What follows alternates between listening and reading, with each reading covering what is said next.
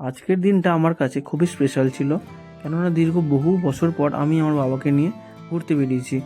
এই কর্মব্যস্ততার জীবন থেকে একটা দিন ছুটি নিয়ে আমি আর আমার বাবা মিলে গিয়েছিলাম আলিপুর জেল মিউজিয়ামে। তোমরা ব্যাকগ্রাউন্ডটা থেকে বুঝতেই পারছো, যারা যারা গেছো অবশ্যই কমেন্ট করে জানিও জায়গাটা তোমাদের কেমন লেগেছিল। এবং এই জায়গাটা সত্যি বলতে গেলে আমি আগেও এসেছি এবং আমার প্রতিবারই ভালো লাগে। এত সুন্দর পরিষ্কার পরিচ্ছন্ন জায়গা, এত সুন্দর করে সাজিয়েছে, যে কেউ আসলে তার ভালো লাগবেই। তো বাবা এসেও খুব খুশি হয়েছিল এই জায়গাটায়। এখানকার আগেকার দিনে যে ফাঁসির মঞ্চ হোক বা বিভিন্ন ধরনের যে কারাগার দেখে আমরা সত্যি অবাক হয়ে গেছিলাম যে আমাদের দেশে স্বাধীনতা সংগ্রামীরা কত কষ্ট করে দেশের স্বাধীনতা নিয়ে এসছে।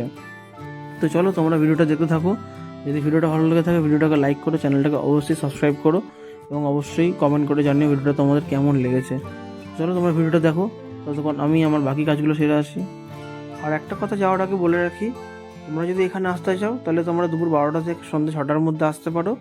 সপ্তাহে প্রতিটা দিনই খোলা থাকে, শুধু সোমবার বাদ দিয়ে এসো, সোমবার দিনকে পুরো ক্লোজড। এবং তোমরা যদি বিকালবেলা এসো অবশ্যই লাইট অ্যান্ড সাউন্ড শোটা দেখো, এদের 100 টাকা করে টিকিট নেয়। আমরা একবার এসেছিলাম, দেখেছিলাম, সত্যি ভালো লেগেছিলো। কিন্তু তোমরা লাইট অ্যান্ড সাউন্ড শো দেখতে গেলে সবথেকে ভালো বলবো কলকাতায় শো হয়, সেটা হচ্ছে জোড়াসাঁকো ঠাকুর বাড়িতে।